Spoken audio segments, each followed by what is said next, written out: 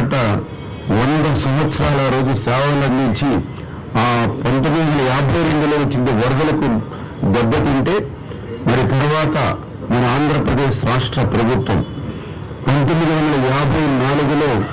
ఈ యొక్క బ్యారేజీని పునర్నిర్మాణం చేసి 1957లో దాన్ని కంప్లీట్ చేసుకుని ఎవరైతే మన స్వతంత్ర సమరయోధుడు ఆంధ్ర కేసరి టంగుటూరి ప్రకాశం పంతులు గారు ఎవరైతే ఉన్నారో ఆయన పేరు మీద ప్రకాశం బ్యారేజీగా దాన్ని నామకరణం చేసుకుని మరి ఏదైతే ఇప్పుడు చెప్పినటువంటి 5-6 జిల్లాలకు సంబంధించి 13.8 లక్షల ఎకరాల ఆయుకట్టుకు సాగునీరు అందిస్తూ లక్షలాది మంది ప్రజల దాహార్తిని తీర్చేటువంటి ఏదైతే ఈ యొక్క కృష్ణ, గుంటూరు, ప్రకాశం, వెస్ట్ గోదావరి పూర్వపు జిల్లాలు ఏవైతే ఉన్నాయో వాటన్నిటికీ కూడా వరప్రసాద్ని ఈ యొక్క ప్రకాశం బ్యారేజీ. ఆ రకంగా పాత ఆనకట్ట 100 సంవత్సరాలు, కొత్తగా నిర్మాణం జరిగినటువంటి బ్యారేజీ దగ్గర 70 సంవత్సరాలు. మరి ఇంతటి చరిత్ర కలిగినటువంటి 170 సంవత్సరాల చరిత్ర కలిగినటువంటి ఏదైతే యొక్క 5-6 జిల్లాల దాహార్తిని సాగునీటిని అందించేటువంటి బ్యారేజీని కూడా మరి ఏదైతే మొన్న 5 పడవలు ఏదైతే మరి వరద సమయంలో అది కూడా పీక్ టైంలో దగ్గర మీ అందరికీ తెలుసు హైయెస్ట్ ఏదైతే 11,42,000 క్యూసిక్ల నీరు వచ్చి ప్రకాశం బ్యారేజీకి ఏదైతే ప్రమాదపు అంచులున్నటువంటి సమయంలో 5 పడవలు వచ్చి ఆ ప్రకాశం బ్యారేజీని ఢీకొనడం మరి కొంత అనుమానాలకి తావిస్తున్నటువంటి పరిస్థితి. దీని వెనుక కుట్ర దాగి ఉంది అనేటువంటిది కూడా ఈరోజు ఆలోచనిస్తున్నటువంటి పరిస్థితి. ఎవరైతే దర్యాప్తు సంస్థ వారు కూడా దాన్ని దర్యాప్తులో కూడా మరి అనుమానాలు వ్యక్తం చేస్తూ వాస్తవాలను వెలికి తీస్తున్నటువంటి పరిస్థితి. ఎందుకంటే ఏదైతే 40-50 టన్నులు ఏదైతే ఒక్కొక్క పడవ దాని వెయిట్, అటువంటి బరువైనటువంటి పడవలు అంత వేగంగా ఆ రోజు ఉన్నటువంటి వరద ప్రవాహంలో కొట్టుకొచ్చి మరి పర్టికులర్గా ఏదైతే ప్రకాశం బ్యారేజీకి సంబంధించి 67, 69, 70 గేట్లను దాటి ఏదైతే కౌంటర్ వెయిట్ని బలంగా ఢీకొనడంతో కౌంటర్ వెయిట్లు దెబ్బతినేటువంటి పరిస్థితి మీ అందరికీ తెలుసు. అదృష్టవశాత్తు బ్యారేజీకి సంబంధించినటువంటి మెయిన్ కట్టడానికి కానీ బ్యారేజీకి సంబంధించినటువంటి గేట్లను కానీ అది తాకకుండా కౌంటర్ వెయిట్ని తాకడం వల్లే కొంత నష్టం కానీ ఉపద్రవంగా కానీ లేకుండా అయినటువంటి పరిస్థితి. నిజంగా గేట్లను కానీ లేదా కట్టడాన్ని కానీ తాకుంటే మరి నిజంగా మళ్ళీ ఎంత నష్టపోయే వాళ్ళం 5-6 జిల్లాలు అనేటువంటి విషయాన్ని కూడా ఈ ప్రభుత్వం గుర్తుపెట్టుకుని వెంటనే ఏదైతే ఆ యొక్క అంశాలు ఏవైతే ఉన్నాయో వాటిని వెలికి తీసే విధంగా దర్యాప్తు చేయమని చెప్పేసి కూడా ఎవరైతే పోలీస్ అధికారులు కూడా ఇరిగేషన్ శాఖ నుంచి కూడా మనం కంప్లైంట్ చేయడం, దాని మీద దర్యాప్తు కూడా వేగంగా జరుగుతున్న విషయాన్ని కూడా ఈ సందర్భంగా తెలియజేసుకుంటూ, ఎందుకు ఇటు రైతులు కానీ ఇటు రైతు సంఘాలకు కానీ ఎవరైతే ఉన్నారో వాళ్ళందరూ కూడా ఒకటే కంప్లైంట్ చేస్తూ ఉన్నారు. ఇదంతా కూడా అనుమానాలకి తావిస్తూ ఉంది. ఎందుకంటే ఏదైతే ఇటు 40-50 టన్నుల బరువు కలిగినటువంటి ఏవైతే ఈ యొక్క బోట్స్ ఏవైతే ఉన్నాయో ఇవి జనరల్గా నది ఒడ్డున లంగర్ వేసుకుని మరి జాగ్రత్తలు పెట్టుకుంటూ ఉంటారు. ఎందుకంటే బోటు ఖరీదు కూడా దగ్గర 40-50 లక్షలు ఉంటుంది. మరి అంతటి విలువైనటువంటి బోట్లని మరి ఏదైతే ఒక ప్లాస్టిక్ తాడుకు మాత్రమే కట్టినట్టుగా ఇప్పుడు విచారణలో వాళ్ళు చెప్తూ ఉన్నారు. అది కూడా 3 పడవలను కలిపి ఒకే తాడుకి మరి ప్లాస్టిక్ తాడుకి కట్టి ఉంచినట్టుగా మరి వాళ్ళు అక్కడ ఉన్నటువంటి దర్యాప్తు వారి ద్వారా తెలుస్తూ ఉంది. అంటే అంతటి విలువైనటువంటి ఏదైతే బోట్స్ని సైతం లంగర్ పెట్టి జాగ్రత్త చేసుకోకుండా, ఏ పడవకి ఆ పడవ లంగర్ పెట్టి జాగ్రత్త చేసుకోకుండా 3 బోట్స్ను కలిపి మరొకే ప్లాస్టిక్ వైర్కి కట్టేటువంటి ఏదైతే ఉందో ఖచ్చితంగా ఇదేనా ఉద్దేశపూర్వకంగానే ఆ ఫ్లడ్కి వెళ్ళేటువంటి విధంగా ఏర్పాటు చేసినట్టుగా ఉందా అని చెప్పి ఈరోజు దర్యాప్తు కూడా చేస్తున్న విషయాన్ని కూడా ఈ సందర్భంగా తెలియజేసుకుంటూ అదే అనుమానాలు కూడా రేకెత్తిస్తుందని చెప్పి తెలియజేస్తూ అదేవిధంగా ఏదైతే ఈ 3 పడవలు అంటే మొత్తం 5 పడవలు ఆ రోజు మరి యొక్క బ్యారేజీని తాకితే ఒక పడవ ఆల్రెడీ ఆ బ్యారేజ్ ఏదైతే గేట్ల మధ్యలోంచి కిందకి పోయింది. మిగిలిన 3 పడవలు ఇప్పుడు మనకి ఐడెంటిఫై చేసాం పైన వాటర్ పైన. 4వది ఒక పడవ మరి కిందకి వెళ్ళిందా లేకపోతే కింద వాటర్ లెవెల్లో ఉందనేది అది కూడా వెరిఫై చేస్తున్నటువంటి పరిస్థితి.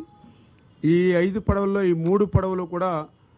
ఎందుకు అనుమానాలకు తావిస్తుందంటే ఒకే యజమానివి 3 కావడం, ఒకే యజమాని 3 ఉండడం, ఆ 3టిని కూడా లంగర్ వేసుకోకుండా ఒకే ప్లాస్టిక్ వైర్ కట్టుకోవడం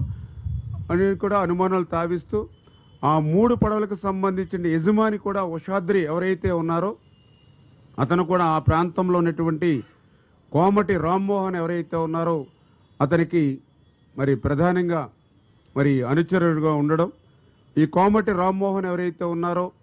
మరి జగన్మోహన్ రెడ్డికి అత్యంత సన్నిహితుడు అయినటువంటి తలసేర రఘురాం మీ అందరికీ తెలుసు. ఆయనకి ఈయన రామ్మోహన్ బంధువు కావడం. మరి ఈ రకంగా ఈ రామ్మోహను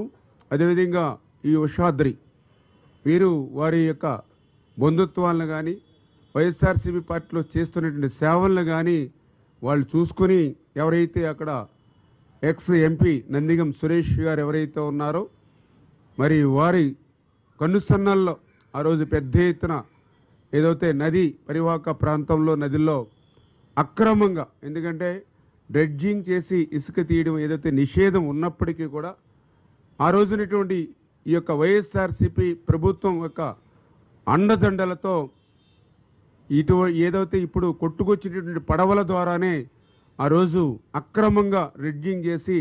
ఇసుకను లూటీ చేసినటువంటి పరిస్థితి ఉందని, ఇప్పుడు ఆ పడవలకు కూడా ఏదైతే బోట్స్ కూడా ఆ వైఎస్ఆర్సీపీ కలర్ కూడా ఉండడం, ఆ రోజు ఏదైతే అక్రమ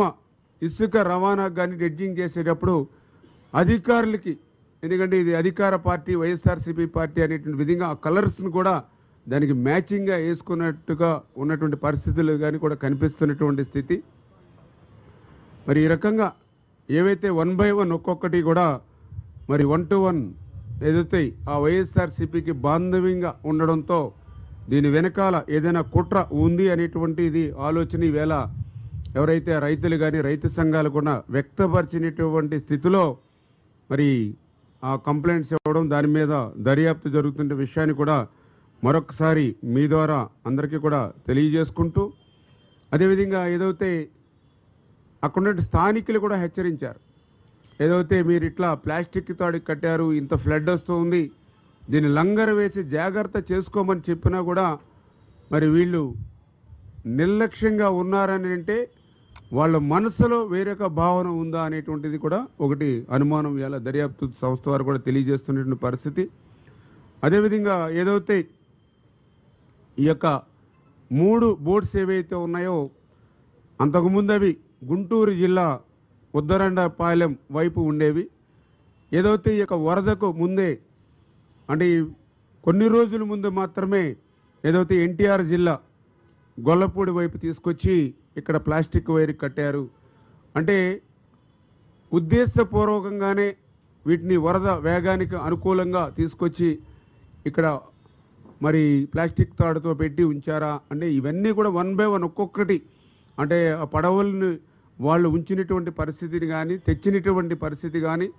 వాళ్ళకు ఉన్నటువంటి వైఎస్ఆర్సీపీ పార్టీ కనెక్షన్స్ కానీ ఏవైతే ఉన్నాయో ఇవన్నీ చూస్తూ ఉంటే ఏదైతే ప్రకాశం బ్యారేజీకి కూడా హానికి తలపెట్టేటువంటి విధంగా కుట్ర పన్ని, అంటే ఇప్పుడున్నటువంటి ప్రభుత్వానికి మరింత బడ్డెని పెంచి మరి చెడ్డ పేరు తెచ్చేటువంటి విధంగా వాళ్ళు ఆలోచన చేశారా అనేటువంటిది కూడా ఈవేళ మరి ఇవాళ అందరిలోని కూడా అనుమానాలు వ్యక్తం చేస్తున్నటువంటి పరిస్థితి. ఎందుకంటే ఆ చరిత్ర కూడా వైఎస్ఆర్సీపీ పార్టీకి ఎప్పుడు ఉంది. కుర్చీ కోసం, అధికారం కోసం ఎంతకైనా తెగించేటువంటి మనస్తత్వం జగన్మోహన్ రెడ్డి దగ్గర నుండి క్రింది స్థాయి వరకు కూడా ఉన్నటువంటి పరిస్థితి. ఎందుకంటే గతంలో కూడా చూసాం, ఏదైతే అమరావతి మీద ఆక్రోశంతో టోటల్నే తగలబెట్టినటువంటి చరిత్ర వాళ్ళది. రైతు కష్టపడి 6 కాలం పంట పండిస్తే అటువంటి పంటలు కూడా తగలబెట్టినటువంటి చరిత్ర వైఎస్ఆర్సీపీది. అధికారం కోసం సొంత బాబాయిలు కూడా గొడ్డలి పోటుకేసేటువంటి చరిత్ర ఉన్నటువంటి వాళ్ళు ఇటువంటి 100 సంవత్సరాలు రైతులకి సేవ చేసేటువంటి ప్రకాశం బ్యారేజీకి కూడా హాని తలపెట్టారనేటువంటి నమ్మకం అయితే ఈవేళ మాకు కాదు, ఈవేళ రైతు సంఘాల్లో కూడా వచ్చింది అని అంటే మరి ఈవేళ అందుకే ఈవేళ ప్రభుత్వం కూడా దీని మీద సీరియస్గా దృష్టి పెట్టింది. ఖచ్చితంగా దీని మీద ముమ్మరంగా దర్యాప్తు చేసి ఎవరైతే నిందితులు ఉన్నారో వాళ్ళందరి యొక్క మరి తప్పు చేస్తే కఠినంగా శిక్షించడమే కాకుండా భవిష్యత్తులో కూడా ఇటువంటి పునరావృతం కాకుండా ఏ రకమైనటువంటి చర్యలు తీసుకోవాలి ఇవన్నీ కూడా ఆలోచన చేస్తూ ఉన్నాం. ఏదైతే ఇప్పుడు కన్నమనాయుడు గారు ఆయన కూడా తీసుకొచ్చి, ఎందుకంటే ఏదైతే ఆ కౌంటర్ వెయిట్స్ ఏవైతే డ్యామేజ్ అయ్యాయో మరి అది దగ్గర ఒక్కొక్క కౌంటర్ వెయిట్ కూడా 17 టన్నులు కౌంటర్ వెయిట్ అది. దాన్ని మళ్ళీ అది పూర్తిగా కాంక్రీట్ దింబలు గతంలో అయితే మరి అంత కాంక్రీట్ మళ్ళీ లేట్ అవుతుంది అనేటువంటి ఉద్దేశంతో ఐరన్తో మిక్స్ చేసుకుని బాక్స్ కింద ఐరన్ బాక్స్ వేసి అందులో కాంక్రీట్ వేసుకుని సేమ్ అదే 17 టన్స్కి మళ్ళీ ఇప్పుడు కౌంటర్ వెయిట్లు వేసుకుని మరి ఆల్రెడీ స్టార్ట్ అయ్యింది. ఈవేళ రేపట్లో అది కూడా కంప్లీట్ చేసి మరి ఆ కౌంటర్ వెయిట్ను కూడా బిగించడానికి మరి వీళ్ళు కూడా కన్నమనాయుడు గారి నేతృత్వంలో, ఎందుకంటే మేము ఏ చిన్న రిస్క్ కూడా తీసుకోకుండా, ఎందుకంటే మొన్న కూడా మీరు చూశారు తుంగభద్ర దగ్గర ఆ రోజు అక్కడ గేటు కొట్టుకుపోయినటువంటి పరిస్థితుల్లో 105 టీఎంసీల నీరు ఆ రోజు తుంగభద్రలో మేము కష్టపడి నిల్వ చేస్తే మరి ఆ గేటు కొట్టుకుపోవడంతో ఆ నీరంతా కూడా వృధాగా క్రిందికి పోతున్నటువంటి దశలో అప్పుడున్నటువంటి కర్ణాటక ఉన్నటువంటి స్వయంగా అక్కడ ఉప ముఖ్యమంత్రి గారు కూడా చెప్పారు, ఏదైతే మళ్ళీ మొత్తం వాటర్ అంతా కూడా బయటికి పోయిన తర్వాతే గేట్ని అమర్చేటువంటి పరిస్థితి ఉంటుంది. అందుచేత 40 టీఎంసీలకి లోయెస్ట్ పడిపోయిన తర్వాతే అప్పుడు గేట్లు అమరుస్తారు అని చేత రబీ సంగతి అటు ఉంచి ఖరీఫ్ కూడా కష్టం అని ఆ రోజు వాళ్ళు చెప్పినటువంటి స్థితిలో చంద్రబాబు నాయుడు గారు చొరవ తీసుకుని మా అందరితోటి రాత్రికి రాత్రి కాన్ఫరెన్స్ తీసుకుని ఎవరైతే ఈ గేట్ల తయారీలో కానీ వీటిని అమరికలో కానీ నిపుణుడైన కన్నమనాయుడు గారు సేవలు తీసుకోండి అని చెప్తే అప్పటికప్పుడు ఆయన కాంట్రాక్ట్ చేస్తే హైదరాబాద్లో ఆయన కంటి ఆపరేషన్ చేయించుకుని ఉంటే ఇక్కడ పరిస్థితిని ఆయనకి చెప్పి స్పెషల్గా మళ్ళీ విమానంలో మళ్ళీ ఆయన అక్కడికి పంపించి అక్కడ చూశారు మీరు, ఏదైతే దేశ చరిత్రలో ఎప్పుడూ చూడటువంటి విధంగా ఫ్లో వెళుతుండగానే ఆ రోజు గేట్ని అమర్చి దగ్గర 70 టీఎంసీల నీరుని ఆ రోజు ఆయన కాపాడాడు. ఆయనే చెప్పాడు స్వయంగా, గేటు కొట్టుకుపోయినప్పుడు ఆ నీరు వృధాగా పోతుంటే కళ్ళల్లో రైతుల కళ్ళల్లో నీళ్లు చూశాను, మళ్ళీ నేను ఆ గేట్ని అమర్చిన తర్వాత వాళ్ళ కళ్ళల్లో ఆనందం చూశానని. అంటే చంద్రబాబు నాయుడు గారు అట్లా ఏదైతే ఈరోజు కూడా ఆ ప్రకాశం బ్యారేజ్కి సంబంధించి కౌంటర్ వెయిట్ డ్యామేజ్ అవుతాయి,